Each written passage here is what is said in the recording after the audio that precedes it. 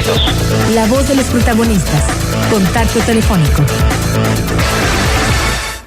Y nos da mucho gusto recibir vía telefónica al doctor Luis Fonserrada Pascal, director del Centro de Estudios Económicos del Sector Privado. Doctor, buenos días. Le saludamos Marcela Pámanes y su servidor Juan Ceballos. Muy buenos días, Marcela, Juan. Me da mucho gusto. Gracias, doctor. Y bueno, para conocer su análisis sobre la situación salarial del país, la disminución del poder adquisitivo de los trabajadores y desde el punto de vista de CESP, ¿cuáles serían las posibles vías de solución? Bueno, yo creo que vale la pena comentar qué ha sucedido con el salario mínimo, que es una referencia para ver el poder adquisitivo en general. El salario mínimo tuvo, podríamos decir, 3 incrementos en el último año y medio, digamos. El que se dio en enero del 15, luego tuvimos la unión o la desaparición de la zona B de los salarios, que se unió a la A, de tal manera que solo quedó una zona en todo el país. Hoy solo hay un salario mínimo para todo el país, parejo, para todos los estados, toda la región. Pero esto implicó pasar de B a A, un incremento también para todos aquellos que estaban en la B. Y luego otro incremento en enero del 16, de tal manera que se acumularon 3 incrementos, lo que permitieron que el salario, en términos nominales, se incrementara. Pero el otro muy importante factor fue que tuvimos una inflación muy baja durante el 15 en general y los primeros meses del 16. De tal manera que juntando estos dos efectos, combinándolos, hubo un incremento del poder adquisitivo del salario real muy importante. Esto es, la cantidad de cosas que puede comprar el salario, el sueldo nominal, dada esta reducción en inflación, creció. Más los incrementos de los salarios que vimos, permitió que se incrementara en 8.8% al mes de mayo. Es decir, en los 12 meses del 15 más los 5 de este año, en esos 17 meses, la cantidad de cosas que podía comprar un salario se incrementó en casi 9%, lo que fue un incremento muy importante. Y esto vale la pena subrayarlo, porque la inflación juega un papel fundamental. Hay que recordar el punto más alto del poder adquisitivo del salario fue históricamente en octubre de 1976, o sea, hace 40 años. Ese fue su nivel más alto, pero en los siguientes 24 años, al año 2000, perdió 75% el poder adquisitivo. Esto es, quien podía comprar 4 bolillos, digamos, en el 76, ya solo podía comprar 1 en el 2000. Así de grave, así de drástico, así de dramático fue la pérdida del valor de la posibilidad de adquirir cosas del salario. Una reducción dramática del salario mínimo. Nos estamos refiriendo al salario mínimo, porque la verdad es que durante esos 24 años pues hubo incrementos de sueldos, de salarios, pero siempre por abajo de la inflación. Entonces la inflación fue la que causó esa pérdida durante esos 24 años del poder adquisitivo. La inflación de los 80, donde llegamos a más de 100% en varios meses y en algunos años, y luego la inflación de nuevo del 95, después de la crisis esta del 94, y de esta forma la inflación realmente destruye el poder adquisitivo de los salarios. Bueno, este año, a pesar de que llegó a 8.8%, el tipo de cambio que ha ido subiendo y subiendo, se ha estado devaluando nuestra moneda, ya está impactando de manera muy importante en los precios de muchos bienes, sobre todo de las manufacturas. y de muchos de los bienes importados y de los insumos, de tal manera que la inflación, que era 2.3 hace un año, muy probablemente termine un punto arriba, en 3.3 o en 3.5. Esto, por supuesto que va a afectar el poder adquisitivo de todos, porque entre más caras son las cosas, pues menos capacidad de compra tenemos, todo se encarece. Y lo que nosotros estimamos es que esta ganancia de 8.8% que vimos hacia el mes de mayo, por ejemplo, que fue el más alto, se va a reducir, ya empezó a reducirse en julio, en junio, en agosto, en septiembre, y se va a seguir reduciendo, de tal manera que en diciembre es probable que quedemos solamente en 5%. Del 8.8 que teníamos, es decir, el salario va a perder un 4% del poder adquisitivo que había logrado. Esto quiere decir entonces de que el deterioro del poder adquisitivo de la clase trabajadora pues va en aumento, y comparto con usted este reportaje de Daniela Barragán que publica el portal de Sin Embargo, que dice: a 12 millones sin empleo les queda una opción, el mínimo, es decir, pobreza. Y los datos que da, bueno, pues son realmente reveladores, que de 2015 a 2016 las plazas de un salario aumentaron en 1.129.000, los puestos de trabajo que pagan hasta 2 salarios mínimos crecieron en 915.000, y los empleos que ofrecen de 3 a 5 salarios mínimos se redujeron en 656.000 plazas. Es decir, crecen los empleos de bajos salarios y se reducen los empleos de salarios altos. ¿Qué lectura le da el Centro de Estudios Económicos del Sector Privado? Las cifras son absolutamente precisas. Nosotros tuvimos una conferencia hace alrededor de un mes con el secretario de Trabajo, en el que planteamos precisamente esto. De una parte, la necesidad de empleo que no hemos podido resolver. Tenemos alrededor de 12 millones de personas que no tienen un empleo o no tienen un empleo de tiempo completo. Algunos buscan, otros se cansaron de buscar. De una parte tenemos efectivamente 12 millones de personas en búsqueda de un trabajo estable de tiempo completo. Y sí, de otra parte, tenemos efectivamente una ganancia de 2 millones de empleos, pero una pérdida, estos 2 millones de empleos abajo de 2 salarios mínimos, efectivamente, y una pérdida de empleos de 2 para arriba, si no me equivoco, de 1 millón de empleos de 2 salarios para arriba. Las cifras que comenta son perfectamente ciertas. Nosotros así se las presentamos al secretario del Trabajo también, las comentamos, porque entonces tenemos un doble efecto, ¿no es cierto? De una parte el salario pierde poder adquisitivo, y esto tiene que ver con la devaluación que nos ha provocado en gran parte la devaluación de nuestra moneda, y esta devaluación de la moneda impacta en los precios, pero la devaluación de la moneda tiene que ver muchísimo con la cantidad de deuda que se ha contratado. Así lo ven los mercados internacionales, y entonces se deshacen de nuestros certificados, de nuestros CETES, de nuestros bonos, y eso impacta en el tipo de cambio, y el tipo de cambio nos impacta en los precios. Es clarísimo. Efectivamente, tenemos dos cosas: esta precarización del salario que comentas, Juan, y de otra parte, una pérdida del poder adquisitivo. ¿Qué hacer ante esta situación? ¿Cuál es la situación, la solución que podríamos proponer, encontrar para que esto se detenga? Y además el riesgo es no solamente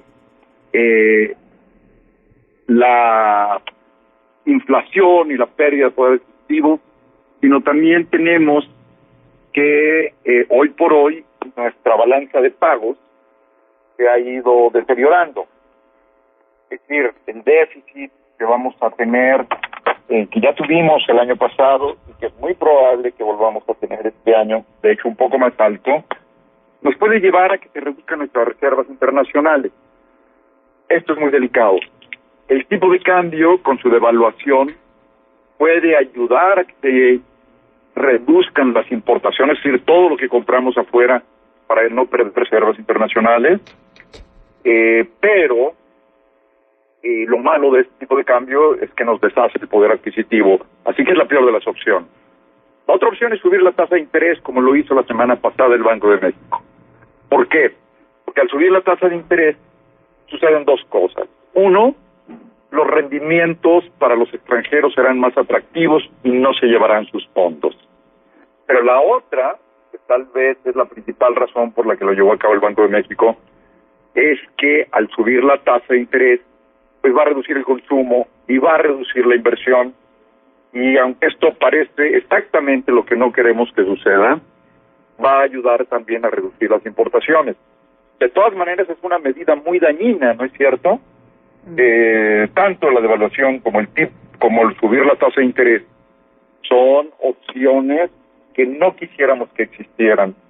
La tercera opción, Juan, Marcela, es la más indicada, porque no nos afectaría ni los precios ni la tasa de interés, y es que el gobierno reduzca su gasto y su déficit. Y el gobierno lleva a cabo una reducción significativa, sobre todo de aquellos gastos que no están dirigidos a cuidar a la gente que realmente lo necesita, a los más pobres. Hay, en cambio, muchos renglones de programas donde el dinero no ayuda a los que menos tienen, sino que se despilfarra. En cambio, han reducido el gasto en inversión de una manera dramática, que eso es lo que nos hubiera permitido crear empleos y crear crecimiento. Y desgraciadamente se está cortando ese gasto y no el otro, que son gastos sociales, que muy probablemente están vinculados a los intereses electorales, ¿no? Pero la solución definitiva es reducir el gasto. De esta manera se reduce el gasto total de la economía.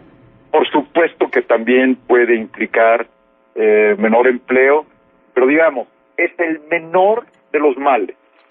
Y esta es la situación a la que nos enfrentamos hoy, y es muy delicada y es muy grave. La verdad es que el gasto excesivo que hubo, el endeudamiento excesivo que hubo, es el que nos ha llevado a esta situación. Claro.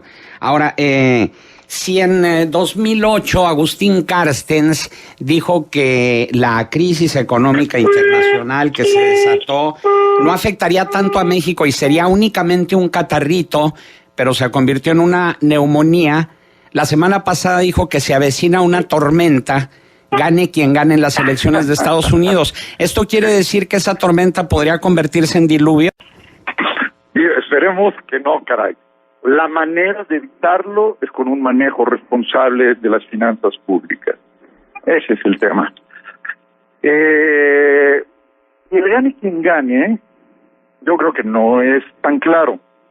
Yo creo que efectivamente se podrán revisar los términos por parte de los dos, tanto por parte de la señora Clinton como de Trump, lo han dicho, pero indudablemente yo creo que nos iría menos mal, por así decirlo, con la señora Clinton. Además hay que tener presente otra cosa. El TLC se firmó precisamente cuando Bill Clinton estaba entrando a la presidencia, ¿no? Los economistas que tiene, el equipo técnico que tiene la señora Clinton, son precisamente los que estuvieron en esa época y después, son los que participaron en el rescate de México, después de la crisis del 95, como Larry Summers y Timothy y el mismo Stiglitz estaban ahí. Entonces, yo sería bastante más optimista en términos de la señora Clinton que Trump, por supuesto. Y en ese sentido, yo creo que sí hay de tormentas a tormentas. Tal vez la del señor Trump sería peor que la de la señora Clinton, y yo creo que la señora Clinton tiene mucho de su discurso por la campaña. Muy bien, doctor Luis Fonserrada Pascal, director del Centro de Estudios Económicos del Sector Privado. Marcela tiene una pregunta para usted. Doctor, Sí, buenos días, ¿cómo está? Qué bueno Bien, que Marcela, podemos ¿tú? saludarle y tenerle en estos micrófonos. Nada más déjeme preguntarle algo.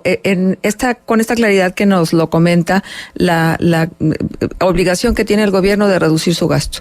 Pero tenemos de cara un proceso electoral importantísimo. El Estado de México, por ejemplo, son 3 las gubernaturas que se renovarán el año entrante, entre ellas Coahuila. Exactamente, Colima la de ustedes. y Estado de México. Pero luego tenemos de inmediato ya la sucesión presidencial.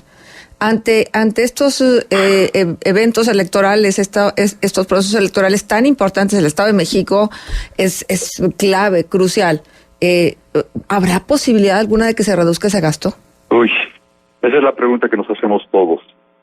No parece fácil, no parece que pueda suceder, dado precisamente estos intereses electorales que indudablemente estarán ahí. El partido en el poder siempre busca,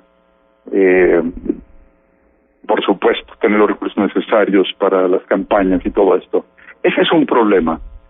La verdad, de otra parte, si no se lleva a cabo, y yo creo que se les acabó el límite del gasto y de no cuidar los déficits y el endeudamiento, es muy seria la situación, porque las dos calificadoras, tanto Moody's como Standard & Poor's, ya nos pusieron una perspectiva negativa. Lo que quiere decir, a ver, señor gobierno mexicano, ya le sacamos una tarjeta amarilla. Esto es, los estamos vigilando, estamos viendo que no se endeuden más, y si lo logran, a lo mejor dejamos de vigilarlos y les quitamos esta perspectiva negativa. Pero la perspectiva negativa quiere decir que si no se reduce el financiamiento y se incrementa la deuda, entonces nos bajan la calificación.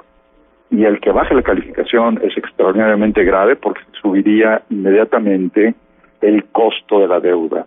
Nos van a castigar con tasas de interés más altas.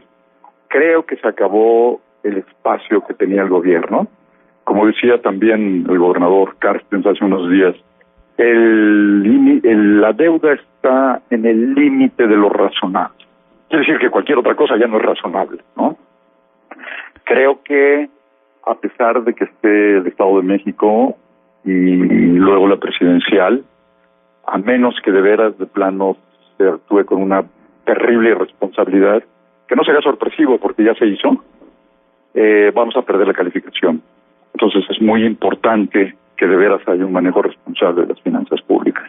Uh-huh. Sí, pero luego vemos actividad tras actividad, actividades que cuestan mucho dinero, artistas, reuniones multitudinarias, de cada uno de los partidos, etcétera, etcétera, y no vemos quién les ponga freno, y no vemos que ellos estén sufriendo para pagar estas actividades, porque finalmente pues hay un dispendio de recursos significativo.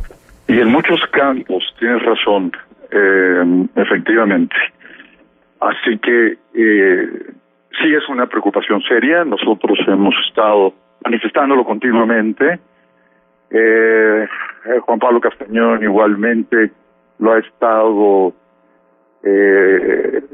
transmitiendo a través de todos los medios, y hemos estado platicando continuamente con la gente de Hacienda.